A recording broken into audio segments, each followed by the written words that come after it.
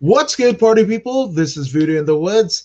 I am Accord in the Woods, and to my left, right, center, he is former U of MMA champion, a mixed martial artist, provocateur. He is the one and only Voodoo Maximus. Voodoo, what's going on, my man? What's up, y'all? What's up, y'all? What's up? How y'all doing, man?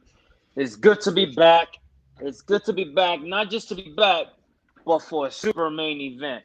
We're here for what, 255? Pay-per-view. Valentina's back. Figueiredo's back. Perez is back. All the fine people are back. Let's get it. Let's get it. I'm excited.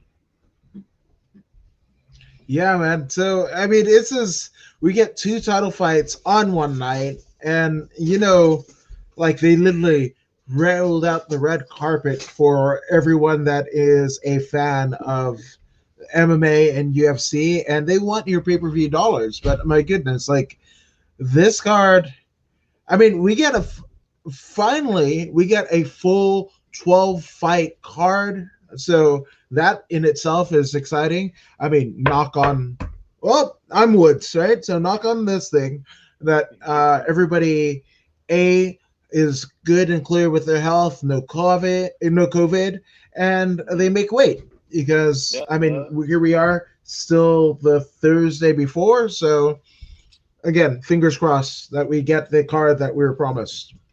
Hey, I hope so too, man, because enough of the nonsense. We're ready for some action.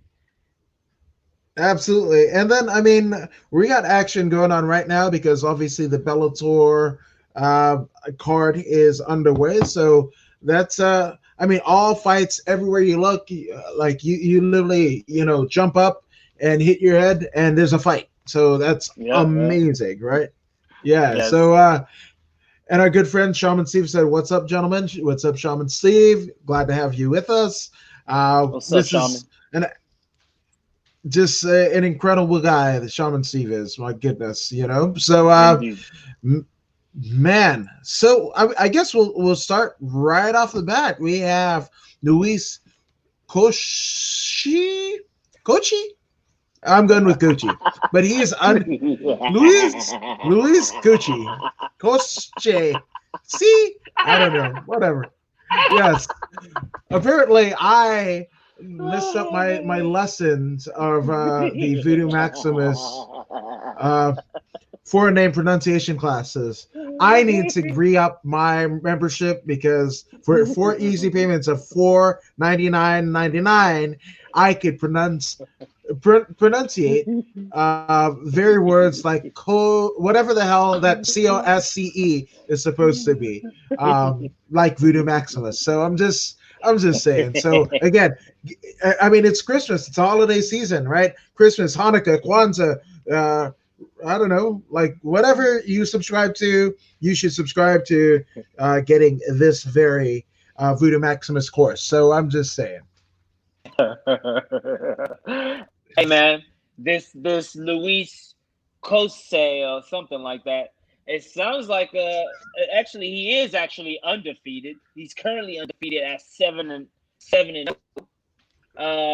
He's the most memorable place he fought has been Combate, and then he jumped into the Contender Series, and then now he's on the UFC 255 Figueiredo versus Perez card. I mean, the man has been living a good life. When in regards to MMA, he's been living a good life because he's been winning.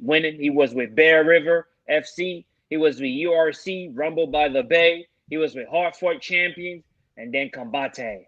So the man he's a traveler. He goes seeking for worthy competition, and he's doing his thing.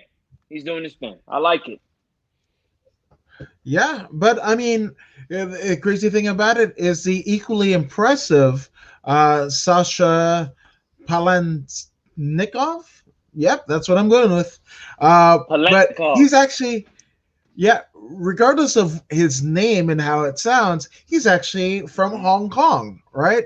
Uh, Literally born and raised in Hong Kong, and I mean he's had fights on the Chinese regional circuit, AFC. Competed at both AFC 10, 12, UAE Warriors, which is another Yep. fantastic and stellar promotion out of the Middle East. So I mean, it's that Abu Dhabi money, UAE, United Arab Emirates Warriors. So that's the home ground. That's a homegrown promotion of Fight Island, essentially. So yeah, that's where Sasha has plied his trade. So I mean, obviously, it look. I mean, both of them coming off of big, big first round knockouts, right? Obviously, with Luis, that comes by way of Dana White's Contender Series, and then Sasha basically KOs Paulo Henrique at UAE Warriors 13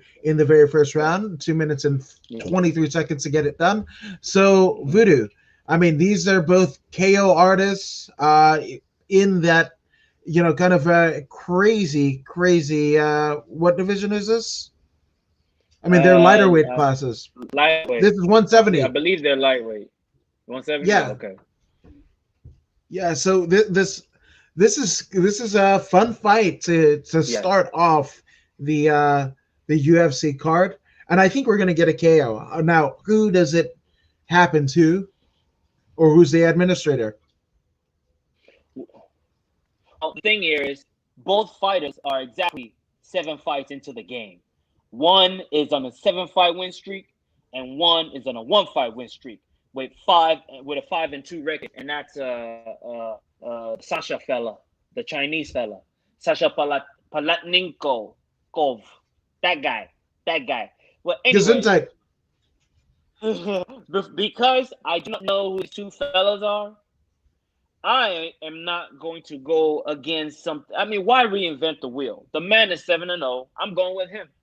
I'm going to look at Luis Cose. Luis Cose.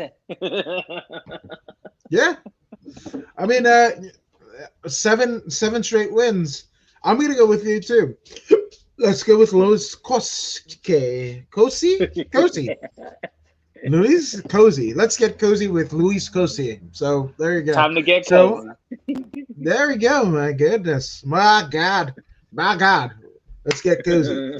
Now we got acquainted with the card. We've got the second fight of the night in the middleweight division. We have Kyle Daukaus, 9-1, number 62 ranked middleweight in the world, and he's going up against Dustin Stoltzfus, who's the number 1 ranked middleweight in all of Germany, sporting a 13-1 record. Now, Kyle Daukaus, as most of you guys remember, we've seen him basically at his loss to Brendan Allen.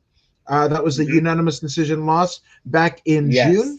So, yes, I mean, a crazy fight, but I mean, he's basically got wins all across either CFFC, Cage Fury Fighting Championships, or Ring of Combat. He's like all over the place and fighting the majority of his career at Cage Fury Fighting Championships. So on the other side of the dais, we have Dustin Stoltzfus, and Dustin is coming off of a crazy, oh my gosh, the arm injury slam from the Dana White Contender Series back in August. I mean, my goodness. Again, if you guys haven't seen it, I warmly encourage you to go ahead and check that out. But again, it was like he slammed dude, and dude's arm went all awry, and essentially he gets his ticket punched to the main card of the UFC. Well, not the main card, but the main show of the UFC. So, Voodoo, who do you have? Well, the first fella, what was his name again? Kyle Daukaus. I remember him. The fight he was in a war. It was a complete fight. There was striking, there was a kicking, and there was lots and lots of grappling. and it was phenomenal. But unfortunately, he lost, and that was his first loss, and it was a valiant loss.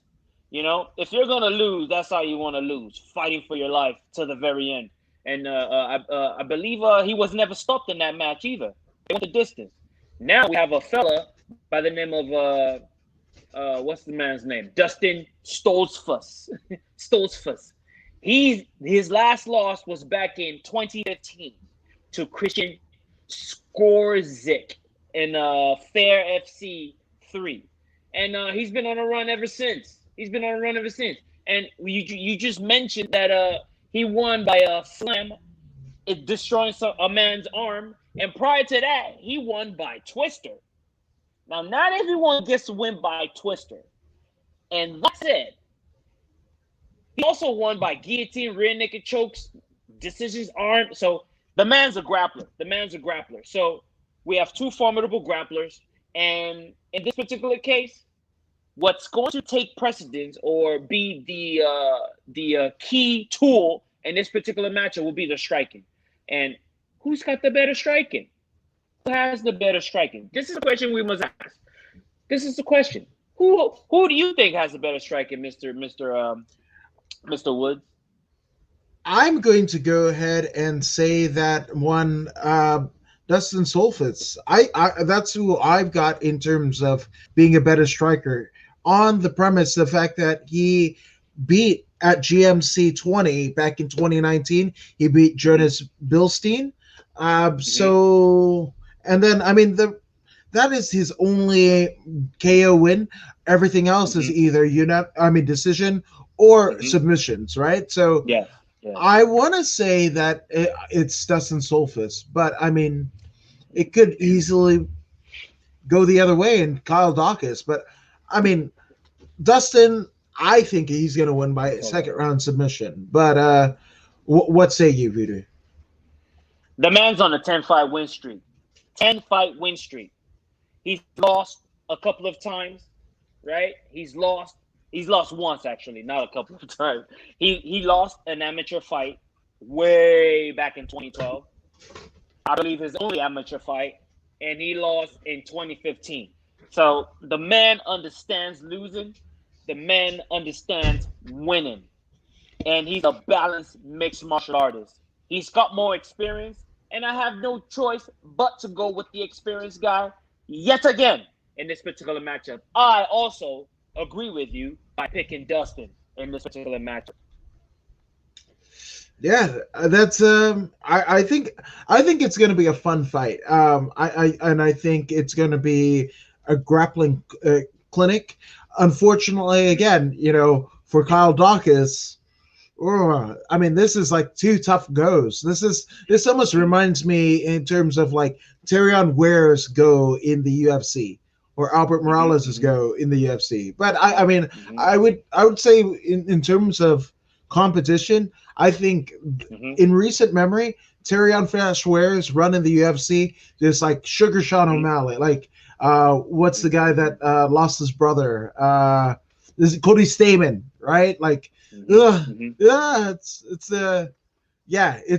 just crazy. So I mean, this is a tough break for Kyle Dawkins, but maybe we're wrong. Maybe we're completely wrong, and he pulls one out. But it would suck that his first two outings in the UFC to make an impression, they are both losses. So I'm just saying, like if you run the gamut, right? The last fight, he basically got a decision loss, right?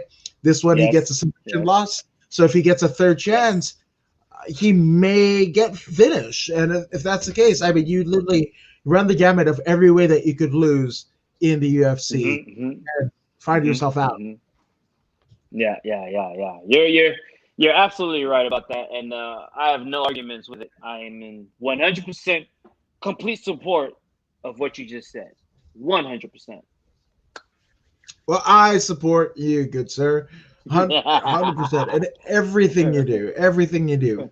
But I mean, this one's a tough one for me, because in the third fight in the welterweight division, we have Jared Gooden, who comes from a hell of a team, a team that sports none other than the Hitman Joe Elmore, who has like a crazy amount of fights in MMA. He's recently got the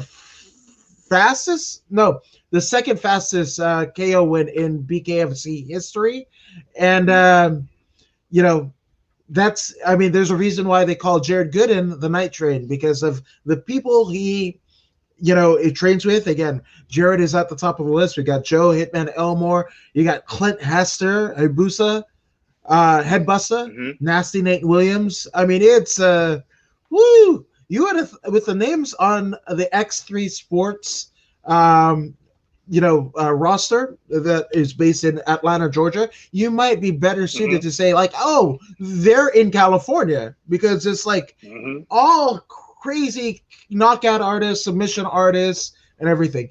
But he is going up against our friend Alan Joban, Brahma Joban, who the last time, and he posted it on social media, the last time that he was in the cage, he basically, and I quote, last time he was in the cage, he got staples put in his arm and $50,000. He's like, let me just leave with the 50,000, not the staples, not the screws, right? So that's what Joban is bringing to the table. Obviously, Joban is a co-host on the MMA Heat podcast with the great Karen Bryant, as well as taking up duties on some of the UFC, both post-fight and pre-fight shows, and a lot of the digital content that you see on both Fight Pass as well as ESPN Plus. So I think where Alan Joban trains is a little bit closer to us than Atlanta. I'm going to go out on a limb, and I'm going to say Alan Joban by unanimous decision.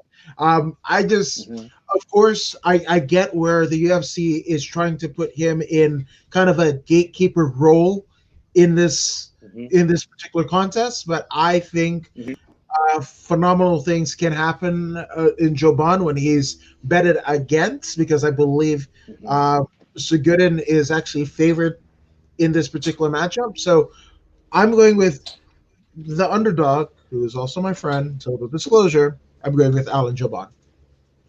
Yes, and I can understand why you chose Alan Joban. The man has been in the UFC since 2014, and prior to that, he was in RFA. And prior to that, he was with the Fight Club OC. So he spent all his time out here in SoCal doing this thing. And, the man knows what he's doing. Now, I'm looking at his record. He's got decision wins. He's got knockout wins with his hands. He's got knockout wins with his elbows. He's got knockout wins with his feet. He's got one guillotine. But all in all, the man's a stand-up fighter. And then I go to Jared Gooden. Jared Gooden. Come on, Jared Gooden. Show me something here. Show me something. So I'm looking at Jared Gooden, and the man has multiple submission wins, right? So that tells me already where this fight's gonna go. Now I see triangle choke, armbar, doctor stoppage, rear naked choke, KO, decision, rear naked, decision, punches, flying knee, Superman punch, decision, knee to the ground, knee ground and pound, guillotine, rear naked choke. So the man is a complete fighter. Joban is an excellent technician, excellent footwork, excellent technician. You know what I'm saying? He works with one of the best teams wrestling coaches out here in the valley. Yeah, best wrestling. You know what I mean? He's got all that in his arsenal. Now, you know where this fight's gonna end up. It makes no sense for Jared Gooden to stand with Alan Joban. So the fight's going to go to the ground. Now, the question remains, will Alan Joban be able to defend against the takedown? This is the primary key to Alan Joban's win. If Alan wins, that's because he was able to remain on his feet and do what he does best, which is strike. Right? Now, Jared Gooden, he's got lots of fight on his resume. It looks like he doesn't, but even as an amateur, he's what, 2, 4, 6, 7 amateur fights. Joban had, I think, 1 or 2. So if you want to say, according to fights, total number of fights, amateur and pro, who's more experienced, you probably lean towards Jared Gooden. But Joban's been in the UFC since 2014. He's been facing tip-top competition for a very long time. And what comes with tip-top competition is tip-top damage. You know what I mean? Just like you said, he had what? Screws in his arms or staples plus 50 G's. You know what I mean? The 50 G's is great. It's fantastic. He's going to be able to pay for his doctor's fees and all that. But now the question remains, is Joban still all in like he was? This is the question we need to ask, and we need to be honest with ourselves. Is Joban still all in? Is he still able to perform at that level? Because the last time we saw Joban was when? 2019? Okay. Holloway versus Poirier 2. Right? That was the last time we saw Joban against Dwight Grant. Yeah, that was tough to watch. The question remains, I'm not sure. So I'm going to play the devil's advocate here, and I'm going to pick Jared Gooden to win this one on the ground. And if he doesn't get a submission, he'll get a dominant ground decision. I like it. Yeah, and it's weird, right? Because Joban, so he is probably the best kind of iteration of the early partnership, the loose partnership that Bolt Wrestling, Kenny Johnson, had with Saxon Muay Thai, right? And then now Saxon Muay Thai's coach, Julio Trana, is officially the striking coach. In addition to running Saxon, he is the striking coach for Black House MMA. So Joban is probably the earliest iteration of the partnership between both gyms, right? That has become solidified much more. You know, you're going to see it in George Garcia. You're going to see it in Danielle Taylor, who just picked up a win on UFC Fight Pass, I believe, last week. So, I mean, and you'll even see it, what is it, later this week in well, I think it's LFA, where we've got Tabitha Ricci. Tabitha Ricci is stepping into the cage against Kimoyama's Flora Heine. That's this week. Isn't that tomorrow? That's tomorrow. Friday. Tomorrow. Yeah, tomorrow. Yeah. So we got LFA and Victor tomorrow. Looking forward to it. Yeah. Oh yeah. Yeah. So. Oh yeah. So, I just, to me, I just think that partnership, I think about the partnership and the skills acquired. And I don't think Joban's chin has been tested in the way that, say, like an Anderson Silva has, you know. And yes, Joban is getting, closer to 40. He's closer to 40 than he is to his early 30s, right? So, but I still think Joban has the skills to pay the bills in this particular matchup. Now, the next one, not so sure. Now, Joban, I'm not talking about having a weak chin. I'm talking about Joban being a renaissance man. Joban, he got his foot in a whole lot of different things. You know what I'm saying? He's what? He's a model. He's a father. I know he's a father because my kids played against his kids in flag football in where is that? Wherever that is. Who cares? But that, I mean, I remember seeing them. I care. I care. I remember it's out here in the valley. But he's doing that. He's doing commentating with the lady you mentioned earlier. He's just doing a lot Karen of Bryant. So real estate. Exactly. You know what I'm saying? So it's hard. It's hard to split time for training when you are extremely busy. You know what I'm saying? I know what that feels like. I have 4 sons, and they require a lot of time. Ever since this COVID situation, my kids, especially the younger ones, they start from 8 o'clock, 8 or 9, and sometimes they go up till 10 o'clock. Someone has to stay with them. I can't go and train when they still have their homework to be done. You know what I'm saying? So these are the situations that a parent faces. Not just a parent, But a Renaissance parent like Joe Barron, this is why I'm a little skeptical. You know what I mean? Now, there's nothing wrong with Joe Barron having his foot in a whole bunch of things, because this is the way you succeed in life. You succeed in life by having your feet in a bunch of different things, and he's doing the right thing. However, I don't know if this is the best way for him to make money now. You know what I mean? So who knows? Alan Jouban will show us on Saturday just how much he still wants this fight game. So we will see. I love it. No, either way, and not just the pick that you made, but also your assessment. It could go either way, and that's one of the things that I love about the sport, and I know you do as well as an active competitor, and not now kind of stepping away from this, not the sport of it, but not the training. That's the one thing I love about you. You'll never step away from training. It's just the sport aspect of it. No, So yeah. Hey man, I was training 4 a.m. this morning. You know what I'm saying? The process will never go away. The process will never go away. And the thing about the training is I can train a little bit and still make time for my kids and my family, right? But when you have to go get in the cage, the amount of training has to change, because if you're not training as hard as that other guy, he's gonna kill you. Period. Period. That other guy could be training 3-4 times a day. You know what I mean? Training once is not good enough. Once, twice, not good enough. It doesn't cut it anymore in today's time.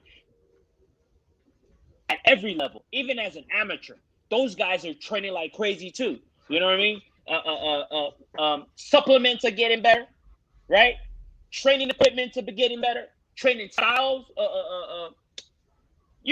techniques are getting better. That means the human being is becoming more efficient. Now, if one guy is training 4 times a day, the other guy is training 3, chances are the guy training 4 times is going to do better. Allegedly. Shaman Steve, allegedly. Allegedly. Allegedly. So we will see. But I love the arguments that were presented, the theories, the philosophies presented in each. So I will see. And I'd love for you to be right about Gooden, because Gooden has a family that he needs to provide for as well. So kudos. So we can't wait to see. But another fight that I think will be the sleeper hit of whatever season that we're in, the sleeper hit of COVID, is one. It's not Thomas Dolby, because he's not blinding us with science, but what he hopes to do is blind us with his mixed martial arts prowess, Mr. Locomotivo Nicholas Dolby. Not to be confused with the guy who made She's Blinding Me with Science. But on the opposite end of the cage, if 18-3 and 1 isn't impressive enough about El Locomotivo, he is standing on the opposite end of the cage of one Daniel D-Rod Rodriguez. You're going the 13 and 1 record against the 18-3 and 1, the number 41st ranked welterweight in the world, against the number 34th ranked welterweight in the world, which shows you how deep, just in the UFC, the welterweight division is, because the fact that these two, with the records that they have, literally like 40 fights in between them, and they're not even in the top 20. Jesus Louises. Yes, Jesus Louises is the right thing to say, because Mr. Locomotivo, whatever his name is, he started off his amateur career with 2 wins, which is fantastic, and then he went on a run. He's whooping everybody, taking them out, decision. He's just winning. European MMA 6, he's winning. Ground and pound, winning. Heck KO, winning. Now he gets his chance to fight in the UFC. He fights Elizeu Zaleski. He beats him. He fights Darren Tills. Majority. Yeah, it was a draw. Yeah. And then he got in there with Zach Cumming. He took that beating. He got in there with Peter Sobota. He took that beating. He got in there with Carlos Pedersoli. He took that beating, and he got his walking papers out the UFC. He got sent packing right back home to Cage Warriors, in which he regained his winning ways. He went on a winning streak again until he was able to return against Alex Oliveira, and we know him as a cowboy. He beats him by decision. And then he goes in there against Jesse Runson. He finished that guy with a rear naked choke. And now he's in there against Daniel D-Rod Rodriguez. And what do we know about D-Rod? What do we know about D-Rod? D-Rod started his own amateur career smashing folks. And in his last amateur fight, he went up against our friend Shohei Yamamoto in a beautiful display of excellence back in 2015. Man. Oh, Shohei Yamamoto was also a fella that performed at the U of MMA. So it was an awesome match. And then he went pro, king of the cage, doing his thing, armbar submission. Hector Saldana, armbar triangle choke. Christian Gonzalez, ground and pound. Joe Champion. KO, and then he finally loses to Victor Reina in a split decision. That tells you right there, he didn't lose. It could have gone either way. Anything split could have gone either way. And then he was like, you know what, man? Forget about it. And then he went to CXF 11, Alpha Dog. He beat Justin Baseman. He went in there again in Combate. Alex Velasco, rear naked choke. Ozzy Alvarez. Ivan Castillo, also from U of MMA. Knees, knockout. Rico Farrington, decision. Quentin McCoy, Smash Global. Oh, yeah. Shout out, Smash. Mr. Smash, shout out. He wins that one by KO. Then he went in there against Tim Means in his very first UFC invitation. Standing guillotine in the second round. And then he went in there against a hard-nosed CXF's own former champ, Gabe Green. They went to war. What a fight that was. He took him out. In a unanimous decision win. And then Dwight Grant finished him in the first round. And now we have Nicholas Darby. Nicholas Darby versus D-Rod. Who would you choose to win this particular match? It seems like both fighters are not really into the ground stuff. They're not really into the ground. They prefer to duke it out and get it going. You know I gotta go with home team on this particular matchup. Home team all day. D-Rod is gonna go in there and show him just how things go down on the West Coast. That's how it's going down. D-Rod is going to go in there, like I was telling the folks, that he's going to show Nicholas Darby, El Locomotivo, just how things go down on the West Coast. That's how we do it. So D-Rod is winning this one by fight of the night type performance. Yeah, and it's weird because everybody wants to talk about the striking prowess of one Daniel Rodriguez, but lest we forget, he is a product of 10 Planet Jiu-Jitsu. No, not an affiliate. Like Eddie Bravo's, like his belts, right, that he's acquired through Jiu-Jitsu was given to him none other than by Eddie Bravo, right? He's out there with one of the first Eddie Bravo black belts in Robert Rodriguez. Like he can kill you on the feet, right? Because his striking prowess that he gets from right down the way from where I'm at, the Yard Muay Thai under Joe Schilling and Yoshi Hisataki and Mark Kimura, right? So, Daniel Rodriguez is going to knock out. He's going to derail El Locomotivo and get himself probably another $50,000. I mean, that's not to say he's tired of getting a $50,000 bonus in the last iteration of his last two fights. Was One of the last two fights. So I mean, he knows how it tastes like. Once you feed the bear, they know what that meat tastes like, and if they like that meat and don't spit that shit back out, guess what's gonna happen? He wants more, and that's exactly what D-Rod is gonna do. He wants a little bit more of Nicholas Snalby. So I got Daniel Rodriguez, probably first round KO. Hey man, and in the last fight we saw D-Rod. Remember how shredded he was. D-Rod is not, prior to that, he's not the kind to be shredded. The belly fat and all that. You know what I mean? He wasn't taking it. He wasn't taking it serious. He was winning. He fought, but now he's a professional because he looks the part now. Not only does he look the part, he's performing the part. You know what I'm saying? And when he gets on the mic, he handles his business. That's what this man is doing. He's growing his platform. The man is growing his platform. Win or lose, you're going to get a performance from D-Rod. Win or lose, you're going to get a performance. You know what I'm saying? So there you go. D-Rod. Shredded D-Rod.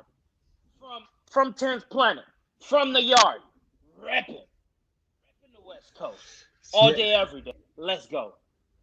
There you go. Yep. And Shaman Steve talks about Smash Global's Steve Orozco. Very good guy. I couldn't agree with you more. So yeah, man, this is going to be a fun one, and I believe this is going to, earn itself a $50,000 fight bonus for the winner. Because just these are two locomotivos headed towards each other, and it's a collision course. So I love that, especially in the fight game. So we will see. Now we actually have. Go ahead. Before you move on. Speaking of Smash Global, man, shout out to Steve Orozco. The man runs a tight ship. Man, hey, you, Mr. Woods, you need to make sure you make one of the shows, man. Whenever he does it again, oh my goodness. Oh my goodness. Top of the line, man. Top of the line. Top of the line. Trust me, you will enjoy yourself. No, 100%. I love it, but there's 3 ways in to Smash Global. Probably about 4, right? It's either you're a fighter. I definitely am not that. As a corner, I'm not that either, right? As a reporter and analyst, well, our good friend Gabriel Gonzalez, Double Gone, he's got that on lock, right? And then the other way is literally like a $1,000 ticket, which it's more like 5,000. Yes, 5,000. 500. So 500. Okay. Yeah.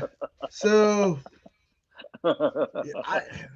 just saying, hey, if Gabriel Gonzalez ever takes ill, not wishing ill upon Gabriel Gonzalez because I love him and he does great work, but I'm just saying, I might have a bow tie somewhere here at the Woods compound, and I can dig that up, and we shall see. But shout out to any promotion that really showcases fighters and what they are. So shout out to Smash Global.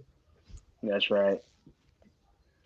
Absolutely. Now we're moving up in card, down in weight, but in the women's flyweight division, we have the Panther, the sister of one Valentina Shevchenko, Antonina Shevchenko, who sports an 8-2 record. Her last fight in the octagon was actually a loss to Caitlin Kachugian. Who loses to Caitlin Kachugian? Chikugian. Yeah. Who loses to Caitlin Kachugian? When you don't have grappling skills, you lose to Caitlin Kachugian, whatever it is. Yeah. It's all in the grappling, man. It's all in the grappling. If you have no ground game at this level, no matter what kind of striker you are, it's obsolete. It's obsolete. It's not going to work out for you. You know what I mean? Antonina is a phenomenal striker, just like her sister. Phenomenal striker, excellent work ethics, but unfortunately, she lacks the grappling prowess. She is a kickboxer, Muay Thai fighter, kickboxer, inside out. You know what I mean? But from when was the last time she fought? Back in May. Since May 2020 to now, I don't know how much grappling she's gotten in since then, but she hasn't been improving Ooh. upon her grappling. She's gonna take another loss, and I'm actually counting on her to take another jiu-jitsu loss because she's going in there against Ariana Lipski. Ariana Lipski Yeah. is a very, very, very, very, very, very, very, very, very good jiu-jitsu artist. You're gonna have to knock her out to beat her, and she better be on point. Valentina, Antonina, I meant to say, she better be on point because if she's not, she's going to sleep. What are ways of Lipski winning? Punches, armbar, rear naked choke, kick to the body, KO. So she can strike and she can choke you out. The last time we saw her, she took that knee bar while she Yes. herself was getting knee sliced. She was Yes. able to listen to her corner. I heard her corner say, "Grab it." In Brazilian of Portuguese, she grabs the knee bar and just almost snapped the lady's legs off because she was upright and she was just leaning back on it. Man, it was vicious, vicious, vicious. But then this goes to show you, man, these Brazilians, man, they take their job seriously. Perhaps it's because they come from poverty and this is their only golden ticket.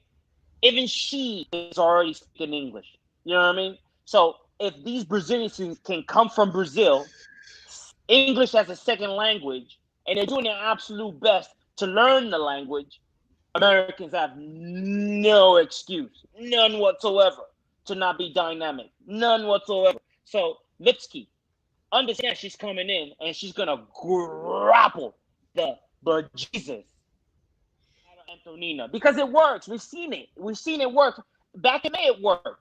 It's gonna work again.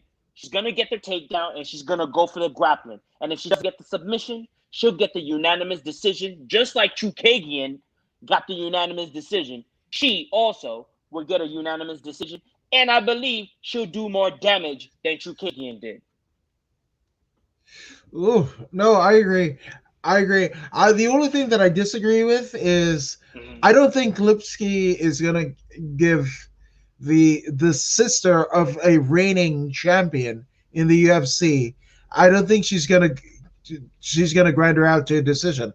I think it's gonna be a finish. How that finish is gonna be, whether it happens. I mean, my goodness, Lipski is the queen of violence. That is, I mean, the innovator of violence is Tommy Dreamer, right? Of ECW Yeah. fame. Now we've got the next iteration in a female Brazilian, Portuguese speaking Adriana Lipski. So I think Ariane is going to either KO the sister of the champ. I mean, the champ of the very division that they're fighting in, the champion of flyweight. What more of a statement that you have to make that you're on your way to the title if you're the queen of violence than tearing through the sister of the champ in the same division. So I believe That's right. we're going to see a queen of violence like we've never seen before, and we've seen an impressive showing every time she stepped in the octagon, but it's going to be that much more violence. This is blood and guts. Yes, yes, yes, indeed. And I'm very impressed with the culture in women MMA these days. Everyone is beautiful. Damn near everyone's beautiful, but yet lethal. Lethal as a weapon. Actually, they are weapons. Human weapons, but yet beautiful. You know what I mean? I love where MMA is headed. You know what I'm saying? The men are ugly, the women are beautiful. Yeah. Yeah.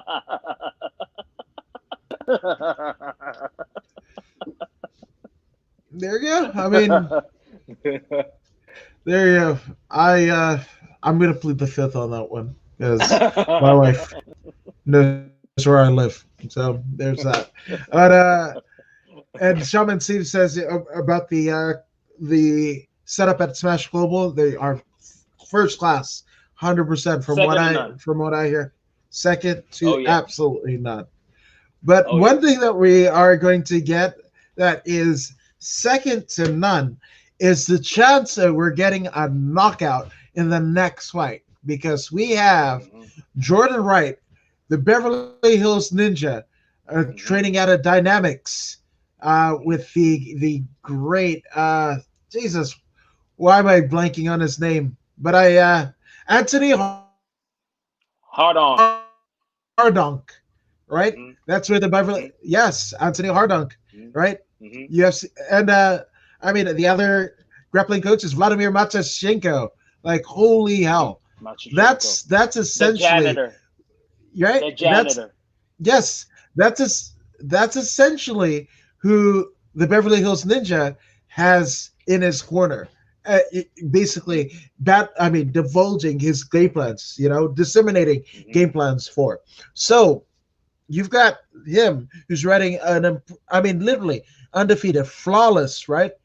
Flawless record, and he's going up against one Joaquin Buckley, the toast of the town in his last performance, and getting a Jeff Hardy like enziguri. Most people call it a hook kick. You can call it what you will. That shit was Jeff Hardy as fuck.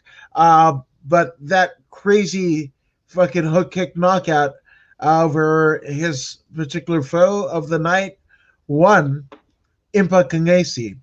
And shit, man, this is as close as it gets. But I'm going with the Beverly Hills Ninja by submission because I heard Joaquin Buckley is an asshole.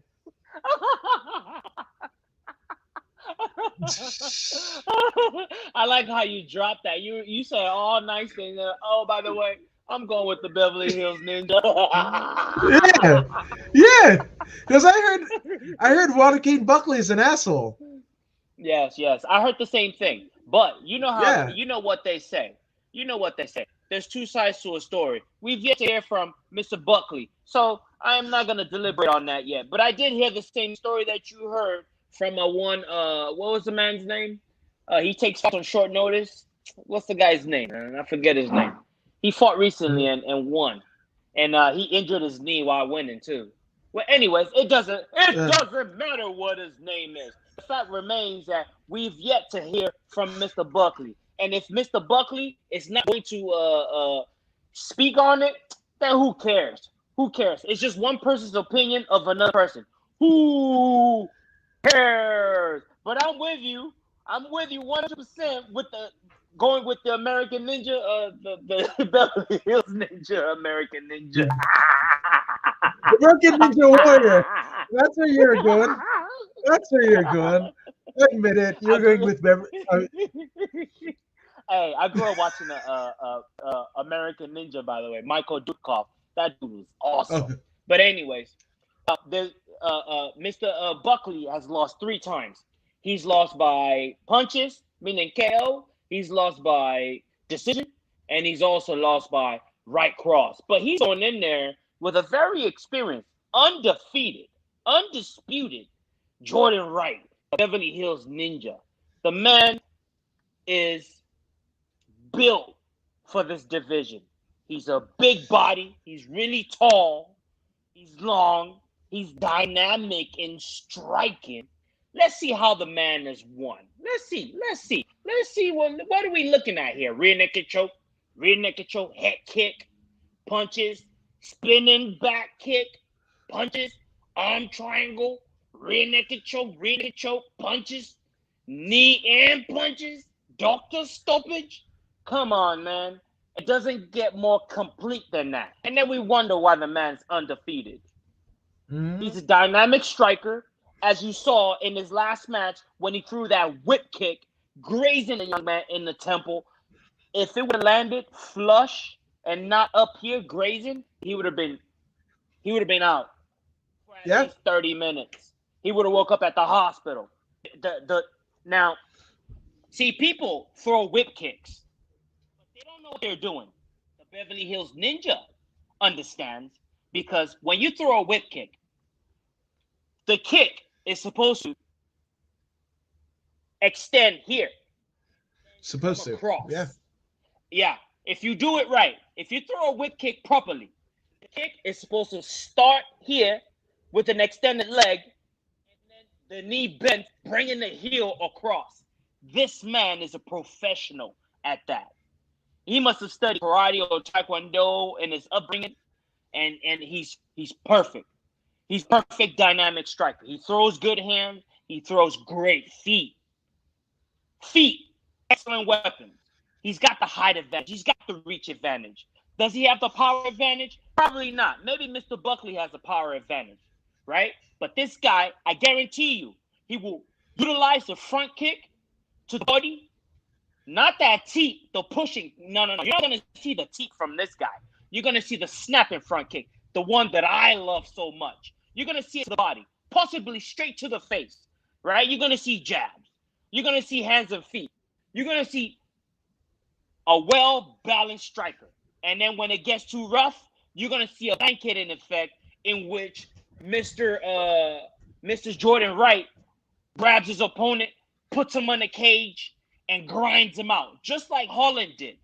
Put him on the cage, grind him out. If he gets him to the ground, he will submit him. It's a guarantee. But I believe most of this fight, at least 80%, will be on the feet. And it's going to be a beautiful display of striking. Yeah, so Beverly Hills Ninja choking the shit out of Joaquin Buckley. Yeah, that's what I see. And it's crazy because it seems I mean, and my feeling has actually been on Joaquin Buckley. It was actually one of my friends that reached out to congratulate and possibly get him on a podcast. So if you big time anyone on being on a podcast, you're not going to get a win for me as a podcaster myself. So I don't care how flashy, how many views that fucking crazy Jeff Hardy fucking spin kick got. Beverly Hills Ninja is probably going to fucking choke you out. Hopefully he pisses his pants. That's it.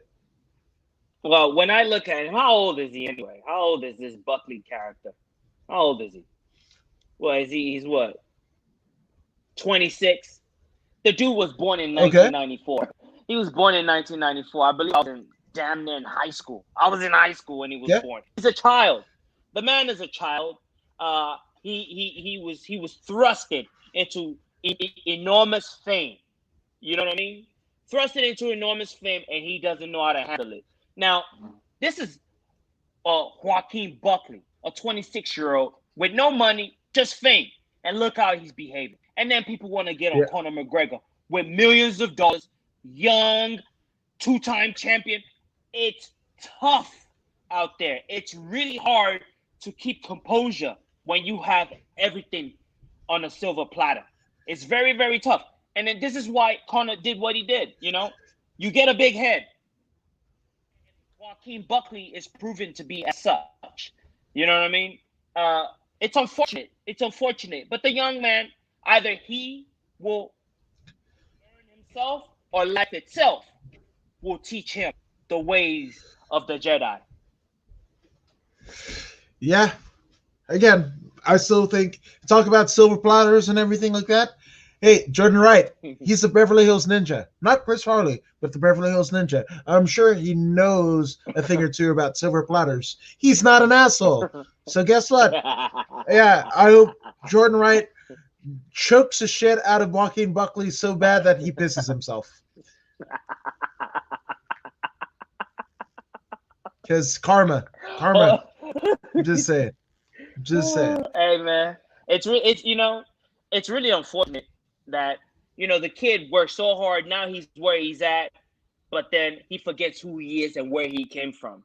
That right there is what's sad about the sport. I see a lot of this. I see, these folks, they get notoriety. They get thousands of likes, and they forget who they are. You know what I mean? They forget where they come from. The people that's been riding with them since day one. Now the chin is up, the nose is up, and they forget who they are. That part is unfortunate. You know what I mean? So, what can I say, man? What can I say? What I can say is he's getting choked out, and he probably shit his pants like Justin Kish. So, there you go.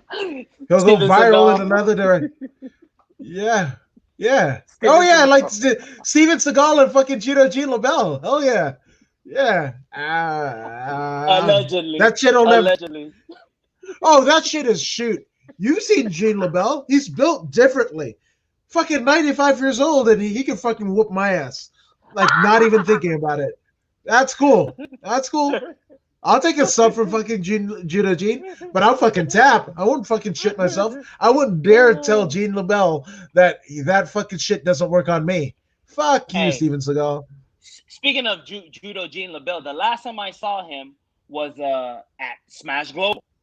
Right after I won. Right after I won with that, I was. It kind of shook me that to see the guy injured like that. So I kind of walked away, and then as I'm walking, my peripheral, I can see outside the cage, and then my eye caught Gene LaBelle, and I had to give it up to him. You know what I'm saying?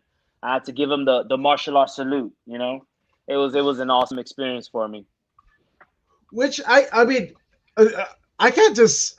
I'm gonna fucking pause the show a little bit because you have to tell me about that. Because I mean, Judo Gene LaBelle, right? The guy who taught Bruce Lee how to fucking grapple, the man whose mom, Eileen Eaton, ran the Grand Olympic Auditorium. As a woman, she was the. I mean, like what Mitzi Shore was to the Comedy Store. Well, Eileen Eaton was for boxing and pro wrestling for the Grand Olympic Auditorium, right? So obviously, Judo Gene LaBelle, when a wrestler got too big for his britches, didn't want to drop a title, didn't agree with the payoff and whatever. Well, guess what? He got a mystery opponent, and that mystery opponent would be Judo Gene LaBelle. And it is. I mean, in history, there was somebody that didn't want to fucking drop the title. He wanted to stay champion forever, forever. Well, out comes Judo Gene, and not the Judo Gene that we see. No, like a 26-year-old Judo Gene in his fucking prime. Yeah. This is post Milo Savage in the first contested MMA contest, boxer versus judo guy in North America, and yeah, that dude literally he fucking leaves the title in the ring and fucking never to be seen in the territory again. So that is the person who you got to perform for in your last fight. He was a judge for your fight. And that is cemented in California combat sports history in the pantheons of time. So what was it like? I mean, it was like, oh my God, that's Gene LaBelle right there. I just got to the knee and give him the Japanese bow, man. I mean, it was like, at first I was thinking about the dude that's hurt, and I'm like, oh man, you know what I'm saying? I hope he gets better. You know what I mean? I'm praying to myself. I hope he gets. I hope you know what I mean. I hope he gets up. And as I'm walking away and rounding the cage to go to the opposite end, okay, I studied Shotokan Karate, right? And whenever someone gets injured, you have to kneel, kneel and turn your back. It is not offensive. It is not an offensive maneuver, but it's more out of respect, right? I don't want to like just stare at the dude like, hey, I knocked you the F out. Let me stare at you now. So instead of doing that, the Japanese teaches us to turn our back while the man is being helped. You turn your back and then you wait until they finish helping them. And this is what I was doing. Oh, there goes Gene LaBelle. Hey, Gene LaBelle. You know what I mean? Bowed like we did. The same way we bowed in Shotokan was, the respect that I gave him. And, we said a few words and that was that. That's brilliant. That's brilliant. And again, that's a gem, and that's one of the fortunate things of being able to cover the sport in Southern California. No disrespect to any other region in the world, but like again, you could have a chance encounter from a literal legend. Lest we forget that Dave and Jackie Denkin, who judge and put together fights both pro and amateur boxing and MMA, their dad was literally, there wouldn't be a California State Athletic Commission if not for Marty Denkin, right? He's in Rocky. He's a gift, for goodness sakes, So again, this is one of the treats to be kind of sequestered into this scene that you get to see this on a week by week basis. Obviously, I'm so Hey, glad that you had that experience. it was hey, that wasn't even it. On that night, they honored Chuck Liddell. I got to, chop it up with Chuck a little bit, and Ernie Shaver, the hardest hitting heavyweight in the 70s. He was there too. They honored him too. It was fantastic, man. It was fantastic. I got to meet not Jean Jacques, the other Machado, the bigger one, He the got thicker one. Higan. Higan. Higan. I got to meet Higan too. It was awesome, man. It was so awesome. It was a magical night. Let's just put it that way. It was a magical night, and it's right here, man. It's right here. It's priceless. I love it. I love it. I love it, my man. So I'm so glad that you got that experience. So ah giving me goosebumps, my man. But another thing that is gonna give me goosebumps come Saturday night is this. To me, I think this is like a mirror match. This reminds me of when Heinrich Wasmer of Fight Academy fought Heber Castillo in Combate Americas, right? And Heber trains out of the training lab with Mark Munoz and TJ Dillashaw and all of them, right? Juan Spaniard Archuleta, right? So this is a mirror match, both in skill and look, right? Brandon Royval, right? Brandon Royval against the babyface assassin. Yeah, Brandon Raw Dog Royval, who sports a crazy 12-4 record, former LFA flyweight champion, against the assassin baby, Brandon Moreno. Man, this is woo, buddy. This is gonna be crazy. Now, obviously, the assassin baby comes in off of 2 straight wins. Actually, woo, good lord. I mean, if you include grappling bouts, right? He basically beat via Darstroke Ryan Carroll at a Combat Jiu-Jitsu Fight Night back in 2019. He beats my friend Bo Brooks with palm strike at Eddie Bravo's Combat Jiu-Jitsu Fight Night, right? Yes.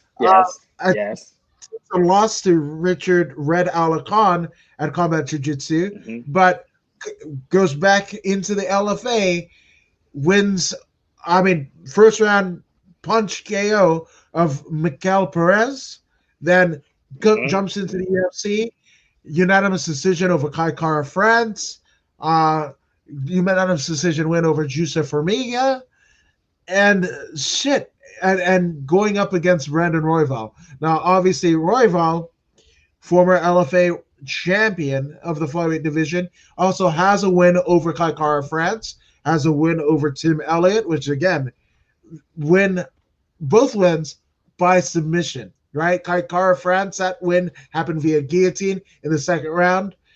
Second round arm triangle choke of Tim Elliott, and an armbar win of Nate Williams that secured the LFA title.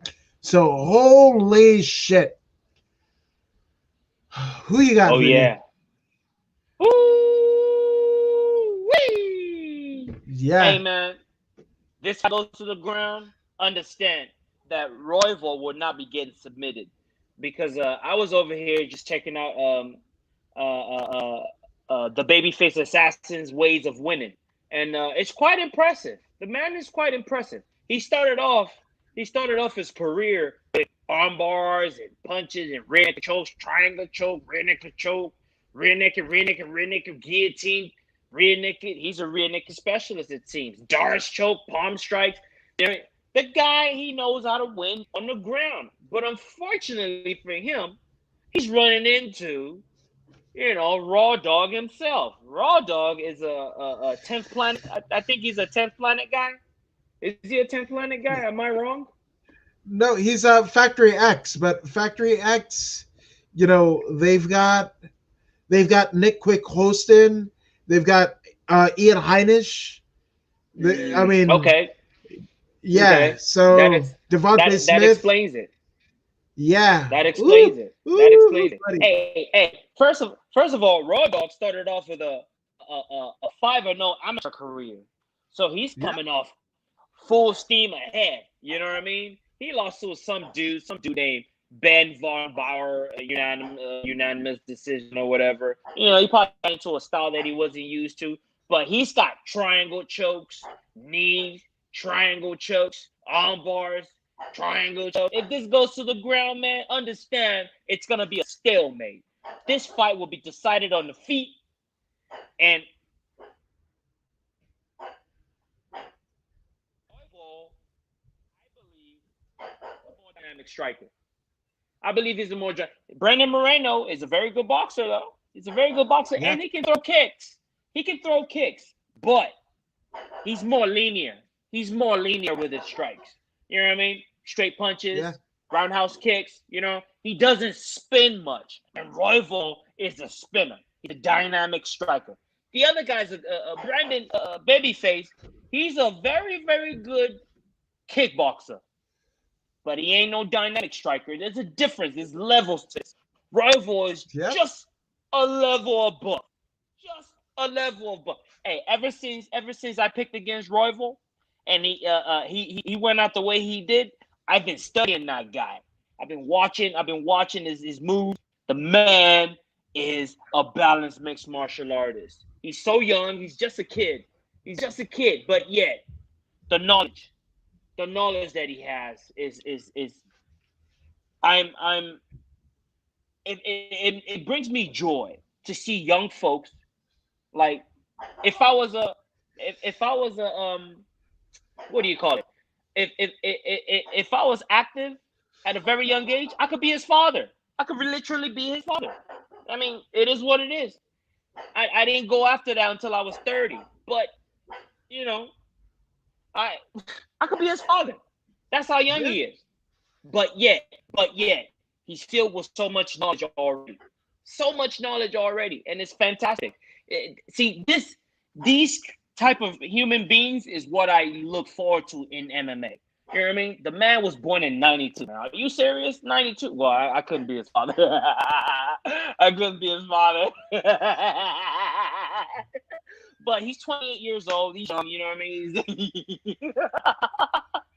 But you get the idea. He's young. But yet he's filled with so much knowledge about the game. You know what I mean? So he's on his way up. He's building his platform. You know what I mean? And the way he fights, win or lose, it's all positive for the guy. It's all positive. Because when he goes to the ground, he's going to show out on the ground. When he stands, he shines brightest. He's great on the ground, but he shines brightest when he's striking. And why? Because the man's a dynamic striker. Understand that this right here is my first candidate for Fighter of the Night.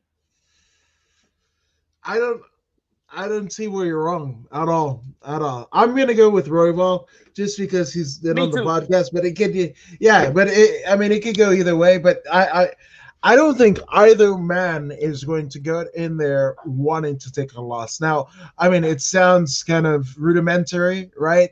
In the sense that, nobody steps in the cage wanting a loss. No, 100%. But you're going to see out of these two in the flyweight division what a win in the respective columns is going to mean. These two are going to put each other through absolute hell to make sure and ensure that they secure themselves a victory, and possibly a $50,000 bonus to boot. So, holy hell, this is, I mean, aside from the two title fights, geez. And the crazy thing about this card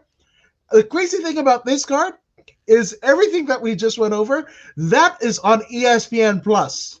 That's not even the pay-per-view. Like, holy shit. For $4.99 on the ESPN Plus app, you can get everything that the first 8 fights of this card. This is fucking phenomenal. 7 fights, but even still, this is woo, buddy. You could probably much like take off your pants and jacket after that point. But then we still got 2 title fights. I'm just saying, this card is nuts. This card is absolutely bonkers. That shit is bananas. BANANAS. So fuck, man. But yeah, so So you got Royval, yep. I got Royval, man. I have to. I have to. Hey, 100%. man, the man. Hey, look. People that really know me knows that I don't do well with people's names. I will remember your face. I will remember your Yeah. face. But I don't do it. Hey, my Taekwondo students, hey, Kaylin, I didn't learn her name for like 2-3 years. Shout out to Kaylin. Hey, it is what it is. Hey, look, if Royval forced me to learn his name in a matter of days. You know what I'm Yep. saying? Yeah, hey, on a Thursday, I didn't know his name.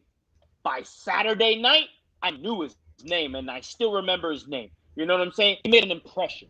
The young man made an impression, and this type of behavior is what the UFC is looking for. You know what I mean? This type of Yep. behavior is what Dana White is looking for. He doesn't give a damn Absolutely. if you win or lose, but he does Nope. care about your performance. And Royval comes to bring it to the table. Yeah. So fuck, man. Whew, I just can't believe we get like 7 fights on the prelims. That's Mm-hmm. crazy. That's crazy. And I mean, three of them, 3 out of the 7, we're gonna get like those are contenders for either performance of the night or fight of the night. So shit me, my goodness, this is gonna be Mm-hmm. fun. But Indeed. who'd have thunk that we would ever open up a pay-per-view card in 2020 with Mauricio Shogun Hua? That's what we're doing. That's what the UFC brass has done. The former light heavyweight champion of the world, it 27-11-1, goes up against Paul Craig, a 13-4-1. Um, Woods, Mr. Woods, he, let me stop you right there, man. Let me stop you right there. Let me stop you right there. Because Shogun Hua, his career goes back to 2002. 2002. Now, what I need you to do for me, and all the young folks out there who might not know who Shogun is, I want you to run them back and let yeah, them know who this man is. Please. Please, run them back to 2002, please. Jesus. So, just in terms of wins, right? Evangelista Santos, Cyborg Santos, back in 2003. We got Babalu Sobral. That was a loss, but even still, to get in there with Renato Sobral is fucking bananas, right? Mm-hmm. Then we've got wins over Quinton Rampage Jackson, a first round soccer kick KO at Pride Elimination 2005. Then beats Antonio Nogueira, wins by unanimous decision. He fucking beats Alistair Overeem, KOs Alistair Overeem in the very first round at Pride Final Conflict 2005. Ricardo Arona, which most people forget how crazy that fool was, but beats him KO in the very first round. Loses to Mark the Hammer Coleman, literally the UFC Hall of Famer, Godfather ground and pound. Loses because he broke his fucking arm, right? Cyril Debate, who a lot of people again forget, but he wins against Cyril Debate via first round fucking foot stomps. Beats Kevin Randall. Yes, beats Kevin Randleman by knee bar. Kazuhiro Nakamura beats by unanimous decision. Beats Alistair Overeem again. KOs him. Comes to the UFC, loses to Forrest Griffin with a rear naked choke, but gets that shit back because he beats Mark Coleman yet again. Right? Chuck Liddell win. Lyoto Machida lost. Then gets his win back against Lyoto Machida at UFC 113. Fucking loses to John Jones. Wins against Forrest Griffin. I mean, God, do I have to? Whoa. By the way, He beat Forrest Griffin. My bad. He was champion. He was champion Yeah. when he lost to John Jones. So he defended. I believe he took the title from Machida. Machida, yeah, absolutely. Yeah. So this was the last man held the title before John Jones took it way back in 2011, and he took it till 2020. Yeah. Shit, 9 years. Mm-hmm. Yeah, fuck, The man. man's a legend. The man is a legend. He's a Pride legend. He's a UFC legend.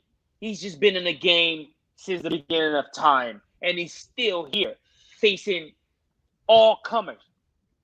Ever since I can remember, he's always down to fight anyone, anywhere, anytime. Wait, hey, come and get this rat, man. Get over here and get this rat. There's a rat free. There's a rat free This right is here, man. It's crazy. Yeah. So I mean, hey guys, come get this rat. Yeah. And shout out to Ty the Hurricane Bethley. Shout out to you, good sir. But I mean, forevermore, who do you have in this one? Oh, out of respect, I gotta go with Shogun Rua, man. Out of respect, the man's done too much for the sport for me to pick against him. God, respect, he's only 38. He's only 38. He's been in the game since like 19, bro. Oh God. Mm-hmm. Oh my God. Oh, yeah. Like that dude is 3 years older than me. What the fuck am I doing? Like that's what I like. What are we doing? That's crazy. Oh my God. Hey, it's crazy. Hey, yeah. Speaking of crazy, there is a mouse right next to me. My son, Rizo, he was supposed to feed his snake, but he neglected to do so. Now the rat is right here, right next to me, and he's walking around. He ate out of the box that he was in. He chewed his way out. He's right here, right next to me, and it's crazy. Hey, man, do something about this. Go and feed your snake, man. What's wrong with you? Look at that, man. Look at that. Yeah, take everything with you, man. Get that away from me. The crazy fucking thing is, you're seeing that thing. It's alive right now, and it won't be. Like if your son carries out what he's supposed to do, the thing that you saw that chewed his way out of the box, his way out. Hey man, it's that cardboard box. It chewed his way out of a cardboard box. You know what I'm saying? Hey, motherfucker wanted to be snake. free. It wants to be free, but nature. The snake must eat. If he survives the snake, then he will go free. You know the rules of the Thunderdome. 2 men enter, 1 man leave. 1 rat enter. Snake is winner. Let's go. I'm surprised we haven't seen a screen bust out in Thunderdome, which I kind of think that you meant a different Thunderdome than the WWE. But that just shows you where my priorities lie. Which, by the way, this Sunday is going to be the 30th anniversary of The Undertaker debuting Survivor Series. That's right. That's right. Oh, Voodoo, did you know that you could book The Undertaker on Cameo to record a message? Oh, really? Yeah. I had no idea. Today. That's awesome. That's awesome. You know what happened? I mean, what price would you put on such an experience to get a message from the dead man? Is he gonna sound like the Undertaker or as a Mark Calloway? I don't want to hear Mark Calloway. Okay. That guy sounds normal. I was watching the Ariel show. He was just there like 2 days ago, and I was like, "What? He sounds a little normal." I'm used to this guy. Rest in peace. I like that guy. Is he gonna talk like that? I'll pay for that. Okay, how much would you pay for that? I'll pay $30. Do you want to know the price? How much? Do you want to know?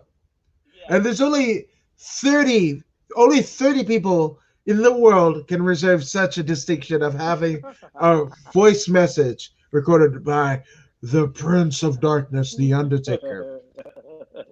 So do you want to know? How much? Give me a price. Just give me a price. $500. Double that shit.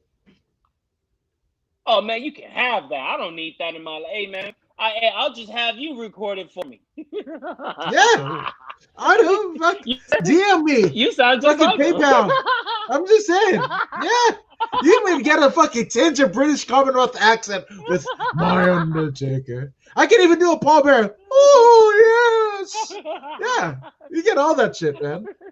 I'm just saying, dude.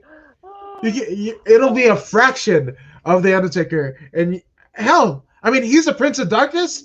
I'm just fucking dark. I'm just saying. Hey man, hey, come on man, $1,000 for a voicemail? Get the hell out of here. That's yeah, for a 30-second clip, $1,000. I'm okay. You can keep that. I'm good too. I am absolutely good on that. But what I'm not done, you didn't make a prediction. Oh wait, yes you did. You said Shogun Hua all the way. Shogun. How does it Oh, go down? by the way, these two gentlemen have fought before, and it was a Yes. unanimous draw or whatever. So Yeah. you know, Shogun is older than Paul Craig. However, I'm going with Shogun. I'm going with Shogun to win by split decision. Split decision? I like it. Mm-hmm. I'm gonna go with there too. Yeah. Mm-hmm. Shogun Hua. What's another win? 28-11. Why What the fuck? Why not? Why Yeah, I'm not? just Why saying. not? Yeah. But shit. Caitlin Kachugian, the blonde fighter against Cynthia Calvillo. Cynthia Calvillo has a 9-1-1 record versus Chikugian's 14-4 record. Jesus. I mean, it's crazy, right? So Chikugian's losses have all come in the UFC, right? But Mm-hmm. she's lost to some crazy competition. So her first loss is to, the former UFC bantamweight contender Liz Gorilla Carmouche, right? Mm-hmm. She lost by split decision. Then she loses against Jessica I, right? Split decision as well. Valentina Shevchenko fucking KOs her, right, in that last title defense. Crucifix. Right? Absolutely. And then Jessica Andrade, also a fucking former UFC world champion, right? But she's got wins over Sajar Eubank, Lauren Murphy, Irene Aldana, Mara Barella, Alexis Davis, Joanne Calderwood, Jennifer Maya, and Antonina Shevchenko. So, fuck, man. I mean, I was talking shit about the blonde fighter before, but she could surprise me. Or she could not. Well, because Cynthia Calvillo, good lord. I mean, 9-1-1, right? In terms of Cynthia Calvillo's heads on the platter, she has she beat Aspen Ladd as an amateur. She beat Aspen Ladd as an amateur, right? Then beats Jillian Robinson at GK08, was somewhere here in California. At the very first LFA, beats Montana De La Rosa via third round punches. Beats Amanda Bobby Cooper, first round rear naked choke. Beats Pro Gonzalez, third round rear naked choke.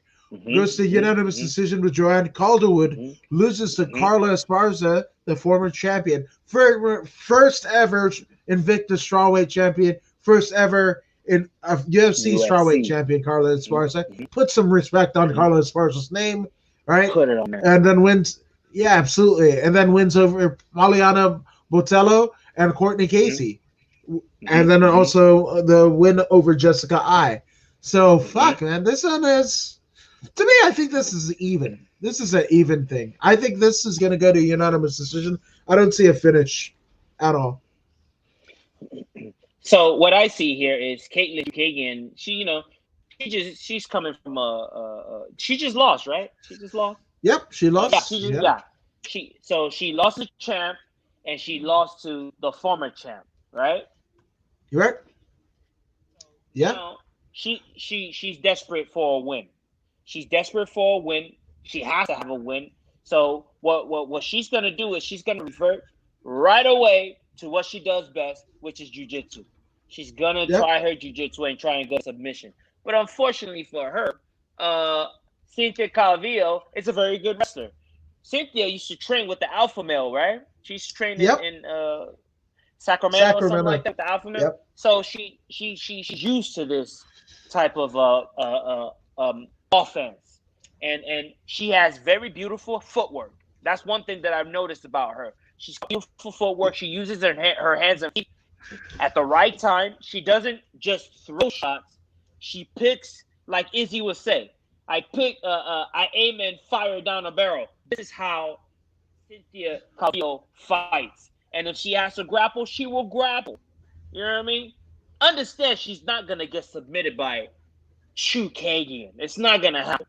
You know what I mean? Nope. And Nope. Nope. I'm actually going for Cynthia Calvillo to pull this one out in a split decision win. Yeah, I agree. I'm even going to say unanimous decision. I think if it goes, no, honestly, I think if it, I mean, Shikugian has to finish Calvillo. Otherwise, any other way, Calvillo wins this. So I'm going to say unanimous decision, Cynthia Calvillo. Mm-hmm. I'm not mad at that. I'm not mad Just at saying. that. Now, one fight that I'm not mad at. I like this fight, and I like because I might get my way in this fight. But we have Platinum Mike Perry, 14-6 against the Dirty Bird, Tim Means. Mm-hmm. Now, for those of you guys watching, and you guys will probably see it on the According to Woods YouTube channel, but Tim Means has the distinction of being the very first fighter that I've interviewed, and I've gotten kicked out of a hotel to do so. Right? I got kicked out of the Palms because I didn't get credentials. Me and Blake Bulletproof Troop, right? Because we didn't have credentials, but Tim was so cool to fucking do the interview anyway. So that is up on the According to Woods page. But yeah, shit. I got Tim Means because I just do not like my Platinum Mike Perry. I don't unless you're from a tribal deal, like you shouldn't have a fucking face tattoo. It's just like the face tattoo in the 2010s are like fucking, tribal tattoos of the late 90s, right? Like, what the fuck are we doing, right? So you just have poor life decisions if you're not a tribal chief of some tribe, either of native descent or Polynesian or Melanesian descent, African descent even, right? So hell, even Nordic. So there's some Nordic people that have tattooed faces. So unless you're one of those, don't fucking tattoo your face. What the fuck are you doing? What if this fighting shit doesn't work out for you? What if this rap career takes a shitter, right? Like the economy has, right? And you got to get a job at the fucking bank. You got to bag groceries. Do you think grandmama is going to want you to fucking carry groceries because you got a fucking tattoo of an ice cream cone on your fucking eyelid? No, dude. What the fuck are we doing? What the fuck are we doing, Mike? So I want the Dirty Bird, Tim Means, to fucking do Platinum Mike Perry dirty as fuck. And I want Tim Means to KO. I want it to be like the fastest KO in UFC history. Tim Means KO's fucking Mike Perry.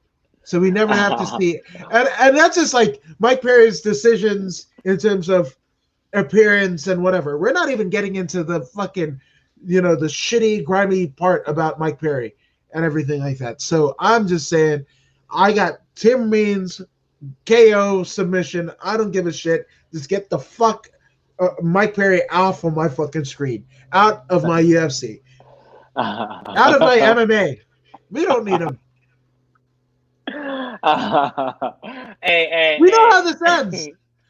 Mayhem Miller, War Machine. We know how this story ends. Like, don't. And I'm not making light of it, right? I'm not making light of any of it because they're horrible infractions by both men. But when you go to like were there signs, there are absolutely fucking signs with Platinum Mike Perry, absolutely. So please, can somebody step in? And that's the scary thing. Much like Diego Sanchez, any any adult in the room, any semblance of maturity, he's extracted from his life, right? The fact that he allows his non martial arts girlfriend corner him, like it's just like in theory, I get the premise, and you could be romantic and everything if you were in a fucking douche, because that's what you said about the last one. And again, go on the X of Mike Perry, put it in the Google machine, put it in the Wikipedia. You'll see what the fuck happens. And again, I'm just talking about the fucking fight shit. You want Mike Perry to get KO just on the shit his rap sheet. My goodness. So I say Tim Means KO's Mike Perry and sends him into fucking Pluto. Pluto the planet. Pluto fucking Nash. The fucking shit Eddie Murphy movie. Just get him the fuck away from me.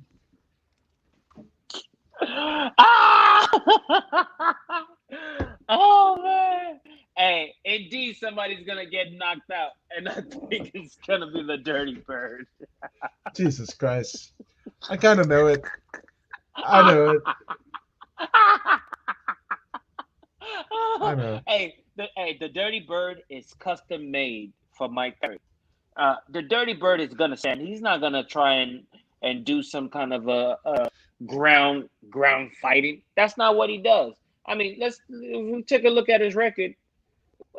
He's been submitted a lot, but I don't see him winning by anything but punches, elbows, knees, and or whatnot.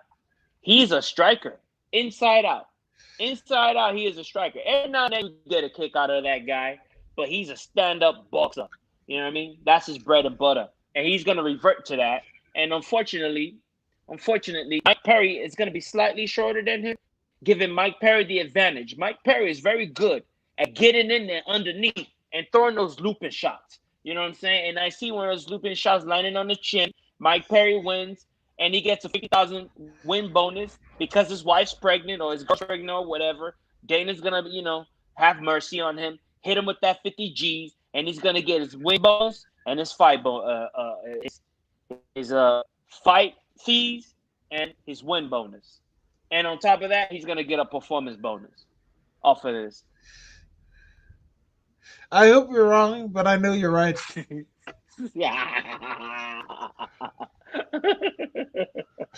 The Dirty Bird, man. Hey, he's been in the game for a while. He's fought tough fights, and because of the style of fighting that he chooses to fight, he gets touched a lot.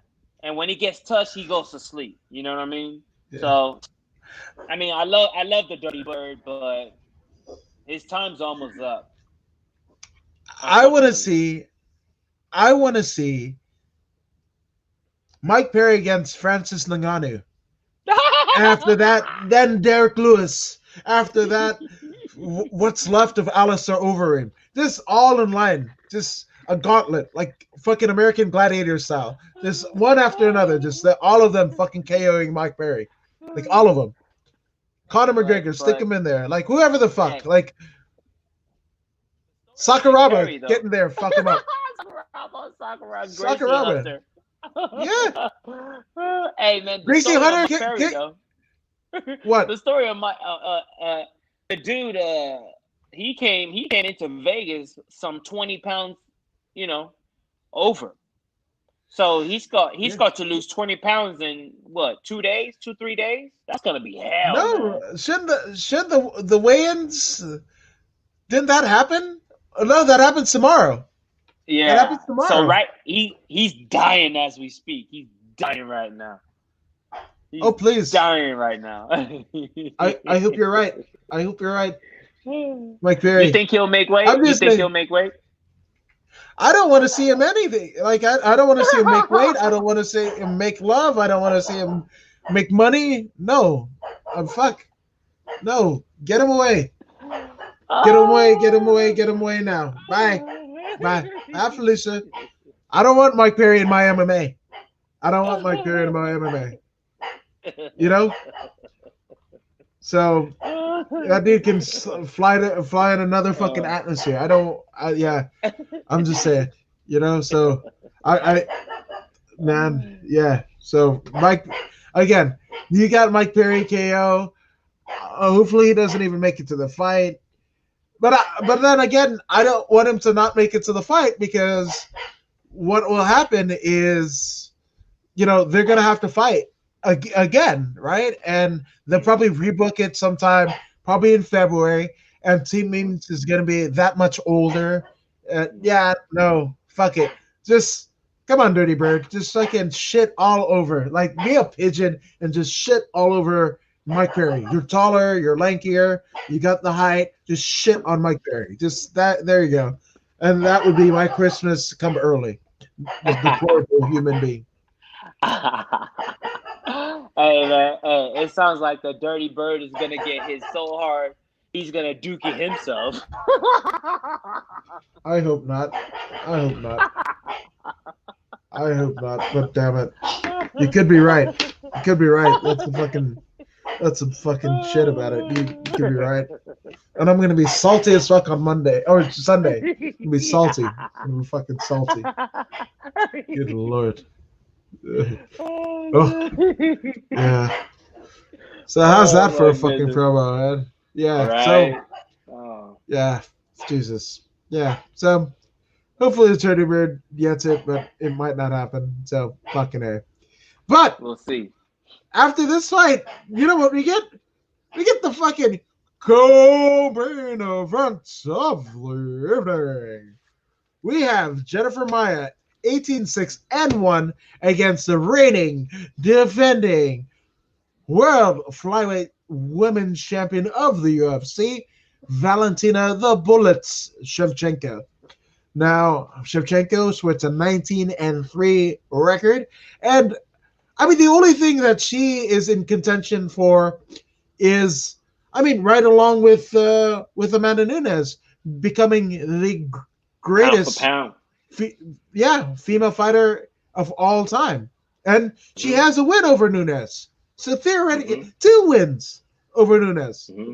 Like, good Lord. Wait. No. Hold on. She lost twice to Nunes. My bad. Yeah. She lost twice to Nunes. But even still, if you're gonna do, greatest of all time, top 3, you've got Shevchenko, Chris Cyborg, Amanda Nunes, in no particular order. So she's on a legacy quest. She's gotten 1, 2, 3, 4, 5 straight wins. A win over Priscilla Cachoeira, right? Rear naked choke. Beat Joanna Jędrzejczyk for the title, right? Unanimous decision win. Beats Jessica Ai in defense of her title with a head kick KO in the second round. Beats Liz Carmouche and sends her out of the UFC. Wins via unanimous decision and beats the blonde fighter Caitlin Kachugian in her last title defense with a ground and pound crucifix. So she's got Jennifer Maia 19-3, with equally impressive resume. Wins over a pre-UFC Jessica Andrade, a pre-UFC Zoila Fausto at Invicta FC 5. Loses to Leslie Smith, but gets it back against Mariana Moraes. Elaine Albuquerque basically wins. Loses to Deanna Bennett. Then just kind of rounding out the notables, wins over Roxanne Modafferi, Invicta Fighting Championship 19. Lost again to Liz Carmouche, but wins over Alexis Davis at ESPN on UFC on ESPN 6. Wins over Roxanne Modafferi yet again, and then loses to Kachugian, but then has a win via armbar over Joanne Calderwood. So fuck, man. I'm gonna go with the champ. That win over Joanne Calderwood was the ticket that got her to this particular dance, because Yeah. Calderwood was actually the number one contender for the title, but the champ got injured in training and had to cancel or pull out. So Calderwood, she's broke. So she's like, you know what, man, I need a fight. I need some money. Fight. So Yeah. she took the fight against the Brazilian, and the Brazilian beat her. It is what it is. Jennifer Maia beat her, and it is what it is. Now she's in the dance, and like you said, Valentina Shevchenko will dominate her in the most dominating fashion, because Yeah. Calderwood was just dominated. Calderwood was just dominated by the champ, and Yep. Chukagian went the distance with Jennifer Maia. You know what I'm Yeah. saying? So come on.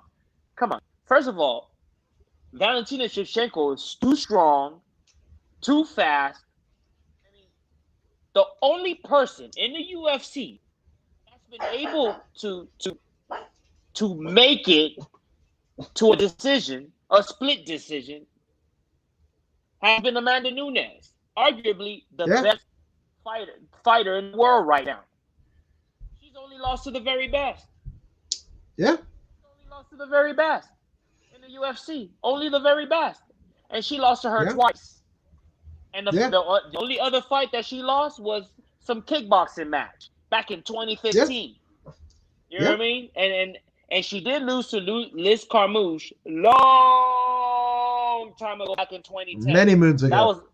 That was back when she didn't have any takedown defense. She was Mm-hmm. pure kickboxer, boxer type individual. Now all that is different. She's well versed Right in the now. takedown defense now. She's Yes, well she versed in is. the takedown defense. She's well versed in jiu-jitsu now. She is now a complete MMA fighter. And she's coming and she's bringing the pain. You know what I mean? So she's beat Holly Holm. She's beat Juliana Pena, like you said, by submission. I Mm-hmm. mean, the list goes on. The list goes on. Only top competition for this lady. I mean, if you guys remember the video game Street Fighter, there was a character by the name of Ryu. Ryu Yeah. was the only character that didn't. He was like a nomad. He was like a Ronin. He had no master. He had no home. The bag that he carried was everything that he owned, and he went around the Mm-hmm. world challenging everyone, challenging and training, and which is what this is the same thing Valentina Shevchenko does. She Yep. has no children. She's always with her coach, traveling the world, training around the Yep. world, training in the bed. She's been everywhere she's been. This is her Yep. life. She has devoted her life purely to combat. She is a combat specialist. Not only is she a combat specialist, she is a real life killer in person. She is a Yeah. weapon expert. You know what I mean? She's excellent with the handgun. She's just awesome. You know what I mean? She's just awesome. So expect Valentina Shevchenko to walk out of there and as winner by the third round. Yeah. Yeah. Oof. I don't think there has been a scarier kind of uh, ritual, right? Like obviously Vanderlei Silva in Pride, he had this, and that shit was scary as fuck, right? But I think in terms of post fights, Shevchenko's like victory dance that wherever the hell she's from, that is like the dance of death. That's the dance of death. Like she just killed somebody. That's what that Hey, means.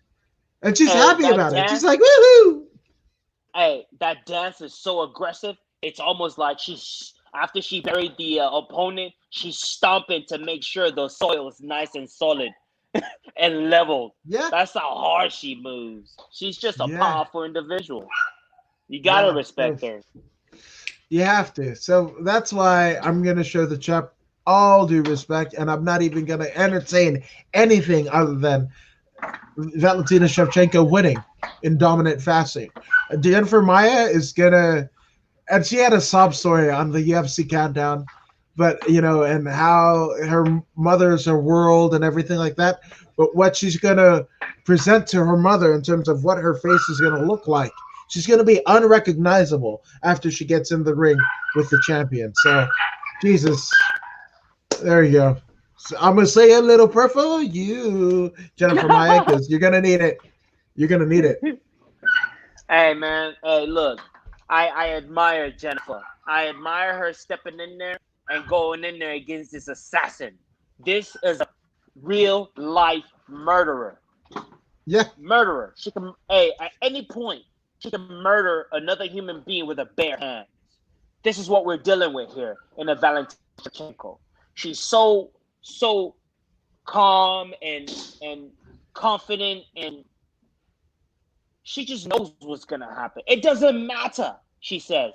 It doesn't matter who it is, because it's only me. I mean, she embodies combat. Oh, hey. Ultimate Warrior used to say, "I breathe the air of combat." Napalm in combat, something like that. When I think about that, I see her face. You know what I mean? She is the Ultimate Warrior. And if Amanda Nunes wasn't 15 to 20 pounds bigger than her, Amanda gets smashed easy. Easy. Easy. I mean, every time she fought Amanda Nunes, she's fighting at a loss. You know what I mean? She's fighting at a loss, at a deficit. Amanda's way bigger than her, but yet she goes in there and she puts it down and gives us an entertaining match against the very best right now. You know what I'm saying? When we're talking Yeah. about the greatest female, that's Cyborg. But right now, the current best is Amanda Nunes. Respect. Yeah. And the reason why I give her that is she is a two-weight champion. It's not Yeah. easy to be a two-weight champion. Not only is she a two-weight champion, she's defended the 35 and she's defended the 45. The You know what I'm 45. saying? Yep. So you got to give her that title, even though Shevchenko is right there on her, right there. But Amanda remains right here. You know what I mean? Yeah. It's very close. I believe if they fight a third time, I believe Shevchenko can win this one. I truly believe Yeah. it. I You know believe what I it mean? too. I believe it too. Which I don't think that Amanda wants. I don't think Amanda wants that. No, she doesn't. That's why she's always talking about, hey, I time to retire. I think I retire. I'm gonna retire because she don't want to see Valentina Shevchenko. Let's get out of there while we're still ahead. It's like playing poker. You win a big hand, you start to lose a little bit. Let's get out. You know what I'm saying? I want my money. Yeah. So damn. She's gonna get that damn money. She's gonna get that damn money. So I'm gonna Oh say, yeah. hopefully Maya, escapes with some semblance of cognitive ability after this. But we don't know. We don't even know. But Hey, what we do there's know, levels to this. yes, there's levels to this. This is why we have come to the top level of UFC 255. We are at the main event of the evening. We have the reigning, defending flyweight champion of the world, Davidson Figueiredo, and he's going up against Alex Smith, who I predict will be. I don't give a shit how it happens. Alex Smith, new flyweight champ. That's all you got to say. That's all I got to say about that. Shout out to fucking Alex. Yeah, shout out to Alex, but he's gonna win. He's gonna fucking win. I want him to win. Yeah. He's gonna win.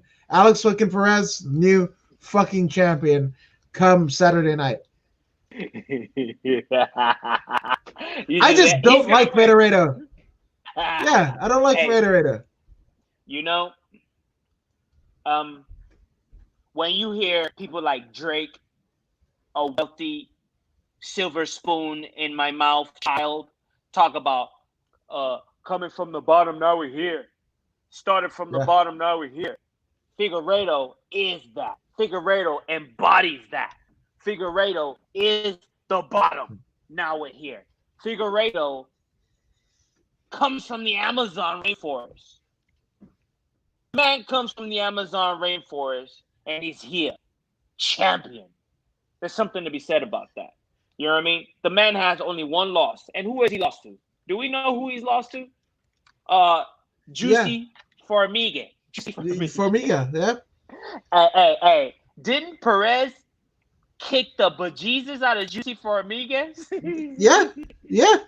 That's why I think that's why I believe that Davidson is gonna get he's gonna get obliterated. He's gonna fucking get obliterated. Hey, this match, I want it to be 25 minutes of carnage. Yeah. I am not interested in a knockout in this particular matchup. I want this to be war. I want war. Hey, you know how Vince McMahon talks. I want that. Yeah. God damn it. Yeah. That's what I want. Yeah. That's good shit, pal. I want 25 minutes of that. Hell in the cell. What a maneuver. I want some carnage like that, man. It's gonna be I can't even. This is my potential second fight of the night right here.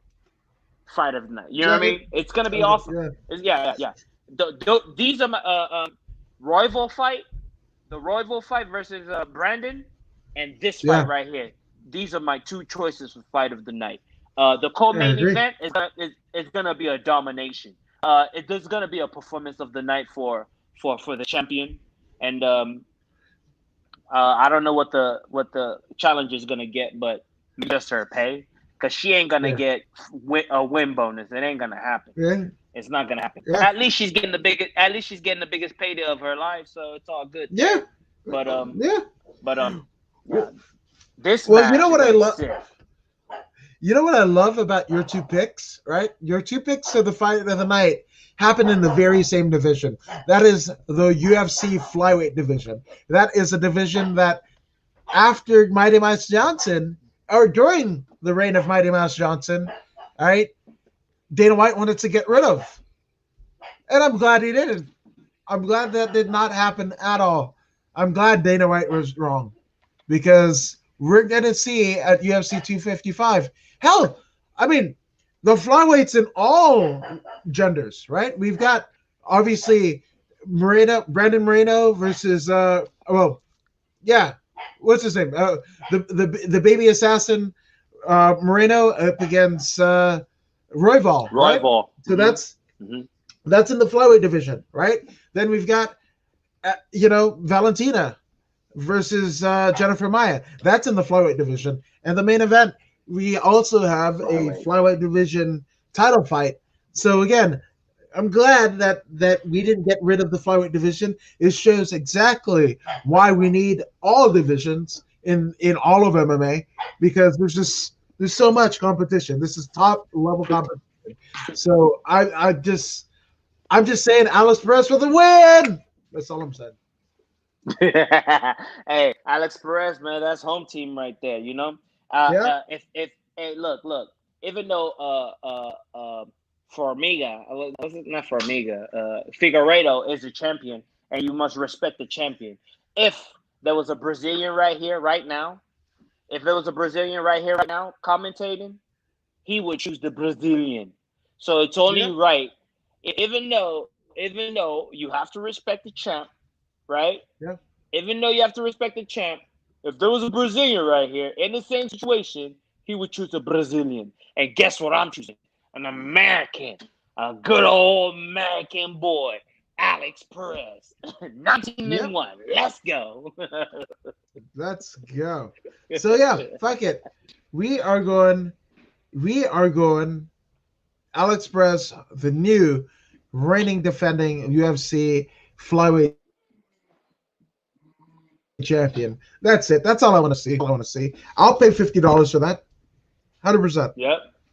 No problem. No problem at all. No problem. No. In other news. In other news. Have you noticed the Twitter back and forth between DC and Johnny Bones Jones? I'm done. I'm honestly done. I really am with these two because what the like what the hell, right? Like what the hell are we doing, right? DC, like I love DC. I absolutely love DC. I mean, especially I got to see him, and most people forget, right? DC and Ronda were on the undercard of Strikeforce. They were on the non-televised events. Used to be streamed. You got free on Showtime, right? Ronda Rousey was fighting on undercards with Gina Carano, right? DC was fighting on undercards of Bigfoot Silva, right? So when there was nobody more happy to see DC get entered to the Strikeforce Grand Prix tournament and eventually win it than this guy. When it came to the UFC, I was like, yeah, whatever. And then he basically relented because his training partner, his brother in arms, Cain Velasquez, was the champion. So he decided to drop down in weight. And again, he is the greatest light heavyweight champion not named John Bones Jones. 100%. Yes. 100%. Very true. Very true. But what this is the same deal that we had with Paul Felder, right? What the fuck for? Like you lost to Stipe, right? Like you're already on your way out the door. You do a lot of other shit. Do awesome shit for Gilroy with the time that you reside, right? You coach the Gilroy wrestling team. You help out wrestling in your hometown of Slidell, Louisiana, right? You do a lot of things. You're a fantastic color commentator. Who can forget when Rose Namajunas won the title and we got Thug Rose. That was Daniel Cormier, right? So there's a lot of things that I want to see Daniel Cormier do. The least of all things is get into a Twitter beef with John Jones. Because what are you gonna fucking do? Hey, look, man, it looks a little strange, you know. And the man beat you twice. I mean, give him his props. Okay, you claim he was busted for this and busted for that. All right, you claim he beat you the first time when he was on drugs, right? He came back and knocked your block off the second time. Come on, man. Get the dude his props and leave him alone. You two Chael Sonnen. Both of y'all hate, man. Don't hate on the bones. Don't hate. No. Congratulate. Don't hate. Congratulate. Yeah. Congratulate, man. The man is undisputed, undefeated since Shogun Hua. What? Back in 2011? Yeah. Are you serious, man? Yeah. Give the man his props. Okay, you said he was on drugs, right? He came back after that, and he's still winning. You can't knock everybody out. I mean, look at GSP. GSP knockout ratio was very low. He won by split decision most of the time, but he won. Winning is winning. Vin Diesel said, it doesn't matter if you win by an inch or a mile. Winning is winning. Yep. You know what I'm saying? Stop. Hey, man, stop making yourself look bad hating on another man. Stop making yourself look bad hating on another man. Leave that stuff to Izzy. Izzy is still active. Izzy hasn't lost to John Jones yet. Izzy is a potential opponent for John Jones. Let Izzy do all the talking. You, as an announcer that's been beaten twice by John Jones, both of you gentlemen, you, Chael Sonnen, and you, DC, what's his name? Paul Felder? DC's name? DC. What's DC's name? DC. Daniel Cormier? Daniel Cormier. Come on, man. Come on. You're better than that. Give the man his glory. He earned it. He earned the glory. The man works hard. The man works hard.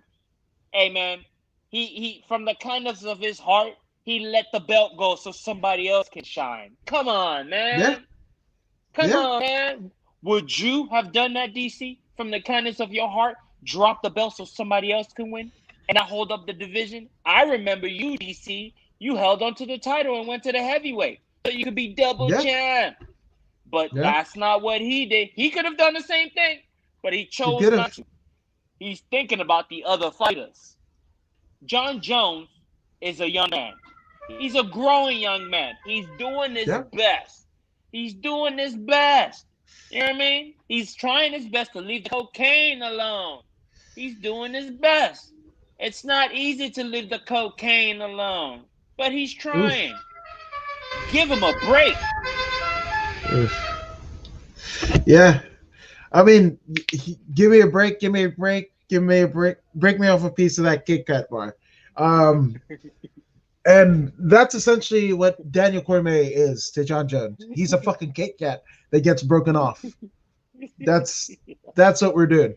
So I don't want to see it. I don't want to. And I mean, again, this is one that I don't want to see a payoff for. This is a feud. This is a blood feud that I don't want to see a payoff because, again, let's say we get another fight between those two. For DC to get knocked out the third time at heavyweight, like no, let's not. You guys got better shit to do. Please tell me you got better shit to do than beef with each other. Come on, dude. Hey, man. Hey, as an announcer, you gotta be impartial, man. You're not a fighter anymore, man. Let it go, gentlemen. Let it go. Hey. My favorite movie is that first Rambo, man. That first Rambo. He told that officer, man. He said, I could have killed them all, and I could have killed you. He said, in town, you're the law. Out here, it's me. He said, don't push it. Don't push it. I'll give you a war you won't believe. And he told him, let it go. Let it go, DC. Let it go, Chael. Let it go. Let it go, man. Yeah. Be like that crazy bitch on Frozen. Just saying, let it go. Let it go. Till the shit turns white as snow. I don't know what the fuck. I'm just saying. I don't know. All I know is I fucking pay for Disney Plus and I don't watch that shit at all. My kids watch that shit. I'm just saying. Kids and the wife. So yeah. Oh, before we go, signed, sealed, delivered. We are getting Dustin Poirier, the Diamond, against the notorious Conor McGregor. That got signed this morning, folks. I believe it's February 12th. I can't not wait for that shit. Please, let's make that shit happen. Nobody get hurt. Nobody get fucking PEDs. Let's just let that happen. Let that happen, please. That is gonna be a slobber knocker. Another slobber knocker that's in the making is gonna be the former champ, the former bantamweight champ, the former going up against Calvin Kattar. Kattar? What's that dude's name? Kattar, yeah. That dude is awesome. Versus Max Holloway. Oh my goodness! That is what a matchup. That's off the chart. Matchup. I think Kattar gets destroyed, but then if it goes the other way, Calvin Kattar is pretty much a relatively unknown to the casual fan base, right? With a decisive win over Max Holloway, that is the win that you need to become a star. That is the feather in your cap that you need to become a star. So with that all being said, fuck it. I mean, but I think Holloway's going to destroy him, though. Honestly. Yes. I don't know if it's going to be absolute destruction like that because Calvin Kattar is very durable. He can take as much as he gives. You know what I'm saying? When Mayweather fought McGregor, his main thing was, we know you can hit, but can you take it as much as you can give it? You know what I'm saying? And by the 10th round, he couldn't take it anymore. You know what I mean? So, but the thing about Kattar is he can take it and he can give it. And we know Max Holloway. We know how he gets down. You know what I'm saying? The only thing that's holding back Max Holloway is a lack of kicking game. If Max Holloway can improve his kicking game, No one can take the title from him. I don't care if it's that tall Dagestani guy, Khabib's cousin. I don't know. I don't remember his name. The tall guy in the 145 pounds division. He was supposed to fight the El Pantera. Zabit? Zabit. I don't care if it's Zabit or Mabit, Jabit, Habit. I don't care. Max got to develop a kicking game. His boxing is really, really good, but the lack of kicking leaves him behind, man. You know, he makes it on boxing alone. He makes it to 80, but at this level, that other 20 matters. That other 20 matters. And without that kicking game, he'll never, ever touch the belt again. If he doesn't develop his kicking game, he will never, ever touch the title again. Yeah, so I just think it's a fucking fun matchup. I mean, if you like fucking crazy ass fights, I mean, you're gonna get your fucking wish. My goodness, this is, yeah, man. But I mean, speaking of shit that you're wishing for, good lord, just this week, right? We're literally on Thursday, right? We got a one championship fight from overseas, right? We've got, I mean, right now there's Bellator happening. Right now there's a wild card boxing fight. You know, we've got Cage Aggression 29 happening in Davenport, Iowa. Friday night on UFC Fight Pass, we got Lux Fight League in Latin America, in Mexico. We've got Invicta, you know, in Kansas City. We've got LFA. Same, like, good lord. That's what we have right before UFC, like 255. So if you're an MMA fan, this is the and the fact that almost all of it is accessible. Like, there's a stream for everything. If you've got Fight Pass, if you've got ESPN Plus, chances are you've unlocked half of the shit that we talked about. 75% of what we talked about. So that powered with YouTube, and you're off to the races. So go fucking watch MMA. And before you do, we warmly encourage you to like, share, and subscribe. Voodoo in the Woods. We come to you every Thursday and Sunday, bringing you the best of what the MMA lithosphere has to offer. But you should definitely check out both the Voodoo in the Woods Facebook page as well as subscribe to the YouTube page and hit that notification bell so you can be notified every time we go live. So, Voodoo Maximus, where can people find you on social media? YouTube, Instagram, Twitter, Facebook page, Voodoo Maximus, all day, every day. Absolutely. And everything he said, you can find me kind of the same, but kind of different, because I am According to Woods, and you can find that. But again, like, share, and subscribe, Voodoo in the Woods, so we can keep on churning out this awesome content right here for you on the social media. But you guys have a fantastic week, and we will see you Sunday for the next Voodoo in